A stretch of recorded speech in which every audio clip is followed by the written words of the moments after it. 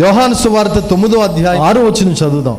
ఆయన ఇట్లు చెప్పి నేల మీద ఉమ్ము వేసి ఉమ్ముతో బురద చేసి వాని కన్నుల మీద ఆ బురద పూసి సిలోయము కోనేటికి వెళ్ళి అందులో కడుక్కోమని చెప్పాను.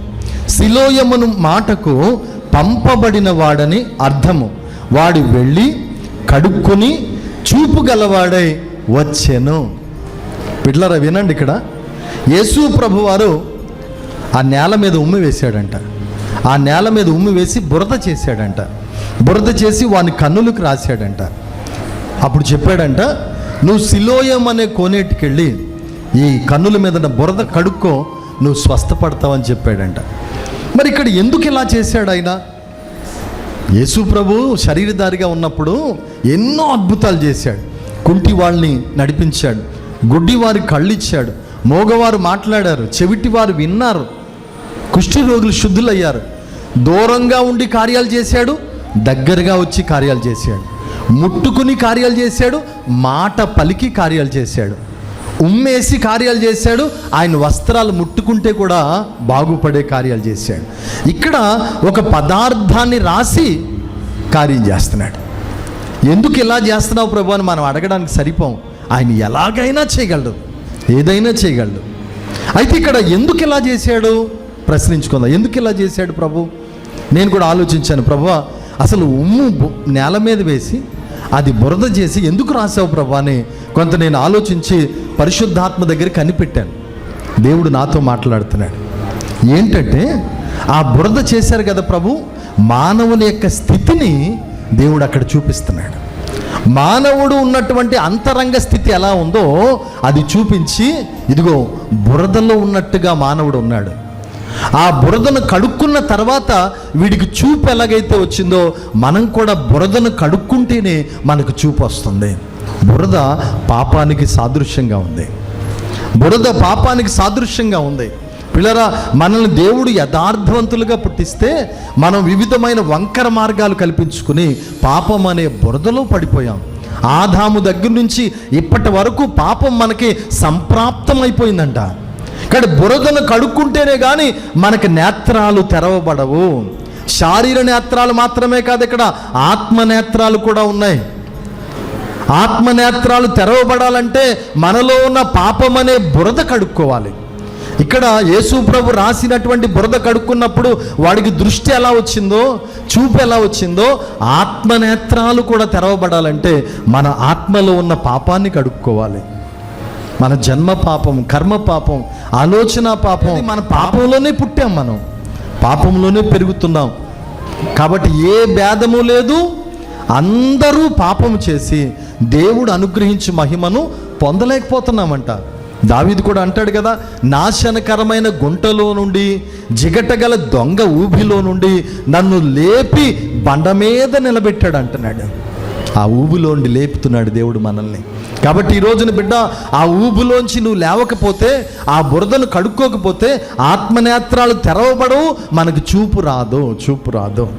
అందుకే పాపంలో పుట్టిన ప్రతి మనిషి ఆదాము దగ్గర నుంచి ఇప్పటి వరకు కూడా సంప్రాప్తమవుతున్న ప్రతి పాపాన్ని కడుక్కోవాలి. ఆ కడుక్కుంటేనే కానీ మనకు చూపు రాదు. మానవులందరూ పాపములోనే ఉన్నారని వాక్యం చెప్తుంది. అందరి మీద బురద ఉంది, అందరిలోనూ బురద ఉంది. ఆ బురదను కడుక్కోవాలి.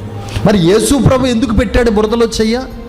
యేసు ప్రభు బురదలో చెయ్యి పెట్టవలసి వచ్చింది, యేసు ప్రభు బురదను అంటుకోవాల్సి వచ్చిందంటే, అవునండి, మన కోసమే. ఎక్కడో దేవాది దేవుడు, మహిమ సింహాసనం మీద కూర్చున్న దేవుడు, దేవుడయుండి దేవుడితో ఉండుట సమానమైన భాగ్యమని ఎంచుకోకుండా మనుష్యుడిగా పుట్టి దాసుని స్వరూపాన్ని ధరించుకుని తను తాను రిక్తుడిగా చేసుకున్నాడంట. సమస్తము మనకిచ్చేశాడంట. అయితే ఎందుకని ఆయన బురదను రాసుకున్నాడంటే మన కోసమే. మనల్ని దేవుడితో చేతులు కలిపేలా చేయాలని, మనము దేవునికి నీతిగా మార్చబడాలని. ఆయన పాపములోకి వచ్చేసాడు. ఆయన పాపాన్ని ముట్టుకున్నాడు, పాపంలో చేయి పెట్టాడు. అసలు ఏ పాపం లేనివాడండి యేసు ప్రభు. దేవదూత కూడా ఏం చెప్తుంది, మరియా నీకు పుట్టబోయేవాడు పరిశుద్ధుడు, సర్వోన్నతుని దేవుని కుమారుడు అనబడతాడని దేవదూత సాక్ష్యం చెప్తుందండి. అలాగే పేతురు అంటాడు, ఆయన ఏ పాపము చేయలేదు, ఆయన నోటిలో ఏ కపటము లేదని చెప్తాడండి. పిలాతు అంటాడు, ఇతని యందు ఏ నేరము కనబడలేదు అంటాడండి. అలాంటి ప్రభు, పాపం ఎరగని ప్రభు మన కోసం పాపిగా మారిపోయాడంట. ప్రభు చెప్పారు, నువ్వు కడుక్కోమన్నారు. నేను గుడ్డివాడిని ప్రభువా, అంత దూరం నేను ఎక్కడికి వెళ్తాను ప్రభువా, ఇక్కడ ఏదైనా ఇన్స్టెంట్గా వెంటనే అద్భుతం చేయొచ్చు కదా ప్రభు అనలే. యేసయ్య మాటకి విధేయుడయ్యాడు. వెంటనే ఏం చేశాడు తెలుసా? మరి ఎవరు సాయం కోరుకున్నాడో, లేదా బాబు పలానా చోటకి వెళ్తున్నాను నన్ను నడిపించండి అనుకున్నాడో, మొత్తం మీద వెళ్ళాడు, ఆ కోనేటిలో మునిగాడు, అక్కడ కడుక్కున్నాడు, చూపు పొందుకున్నాడు. అంటే కడుక్కోవాలన్న ఆశ అతనికి వచ్చింది, చూపు పొందాలన్న ఆశ అతనికి వచ్చింది. అమ్మా, చెల్లెమ్మ, తమ్ముడు, నా ప్రియమైన తండ్రి, ఒకవేళ ఇప్పటి వరకు ఏదైనా బురదతో ఉన్నావేమో, కడుక్కోవాలని ఆశ తెచ్చుకో. బురద కడుక్కుని నీ మనోనేత్రాలు తెరుచుకుంటే అప్పుడు మహిమాస్వరూపుడు నీ కనబడతాడు, ఆయన ప్రకాశాన్ని చూడగలుగుతాం. ఏమండి, దావీదు అంటాడు, దావీదు ఏమంటాడు తెలుసా? ప్రభువా, నా పాపం ఎల్లప్పుడూ నా ఎదుటే ఉన్నది, నా దోషం నాకు కనబడుతుంది, హిమము కంటే నన్ను తెల్లగా కడుగయ్యా, హిస్సోపుతో పరిహరించయ్యా, నన్ను కడుగయ్యా. నువ్వు విరిచిన ఎముకలు హర్షించినట్లుగా, నాలో ఆనందం కలిగినట్లుగా, రక్షణానందం కలిగినట్లుగా నా తండ్రి నన్ను కడుగు ప్రభువా. చెల్లెమ్మ, పాపం ఉంటే నీకు ఆనందం ఉండదు, పాపం ఉంటే నీకు రక్షణానందం ఉండదు. పాపం నీలో ఉంటే నిన్ను ఆ పాపం పట్టుకుని సమాధానం లేకుండా చిక్కుల్లో పడేసి నిన్ను శాంతి లేకుండా తిప్పుతుందమ్మా. పాపం ఎప్పుడైతే ఉంటుందో నువ్వు నేత్రాలు తెడవబడినట్టుగా దేవుణ్ణి కూడా అడగలేవు. ఈ లోకంలో గుడ్డివాడు అడుక్కున్నట్టు అడుగుతావు, కానీ చూపు కావాలని అడగలేవు. నీకు చూపు కావాలని ఎప్పుడు అడుగుతావు తెలుసా? నీ పాపాన్ని కడుక్కున్నప్పుడు. దావీదు అన్నాడు, దేవా, నా పాపం పోవునట్లు నన్ను బాగుగా కడుగు, హిస్సోపుతో పరిహరించు, హిమము కంటే నన్ను తెల్లగా కడుగు. నీవు నన్ను కడుగయ్యా, అప్పుడు నీ సన్నిధిలో నేను ఆనందిస్తానయ్యా, నీ మాటల్లో ఆనందిస్తానయ్యా, నీ పాటల్లో ఆనందిస్తానయ్యా, నీ బలిపీఠం దగ్గర నాకు ఆనందం దొరుకుతుందయ్యా. ఎవరిని అలా ప్రార్థన చేస్తున్నారా? అమ్మా, కడుక్కోవడానికి ఇష్టపడ్డాడు దావీదు, దేవుడు కడిగేశాడు. దేవుడు కడుగుతాడండి. చూడండి, మన ఒంటి మీద ఏదైనా కాకిరెట్ట వేసింది అనుకోండి, మన షర్ట్ మీద కానీ మీ చీర మీద కానీ కాకిరెట్ట వేసింది అనుకోండి, తర్వాత కడుక్కుంటాను అనుకుంటారా? తర్వాత కడుక్కునే వాళ్ళు ఎవరైనా ఉన్నారా? ఎప్పుడు కడిగేసుకుందామా అనుకుంటారు కదా. పాపం కూడా అలాంటిదేనమ్మా. ఆ బురదను కడిగేసుకోవాలా. దేవుడు అంటాడు, చూడండి ఎలా కడుగుతాడో మనల్ని వాగ్దానం చేశాడు.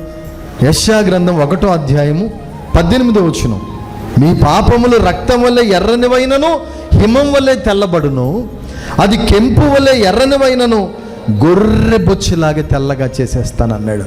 ఇంత వాగ్దానం మనకుంది. కడిగేసుకుందాం, నేత్రాలు తెరుచుకుందాం. ఆయన కడగడానికి సిద్ధంగా ఉన్నాడు. సిలోయం అన్నది అన్నాడు. సిలోయం అని అంటే అర్థం ఏంటి? సిలోయం అని అనగా పంపబడిన వాడు అని అర్థం. పంపబడిన నదిలో కడుక్కోమన్నాడు. మరి ఎక్కడుంది నది? యెరూషలేములో ఉన్న సిలోయం నది గురించి చెప్పలేదు దేవుడు. యెరూషలేములో ఉన్న సిలోయం నది, దాని పేరు పంపబడిన నది. ఏది పంపబడిన నది? ఎక్కడుంది? మానవాళ్ళందరికీ శాంతికర అనే నది ఎక్కడుంది?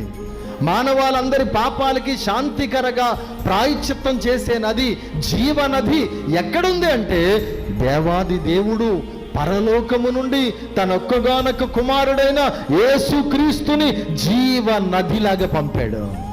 ఆ నదే యేసుక్రీస్తు అనే నామం. ఆయన నామములో పాపక్షమాపణ ఉంది.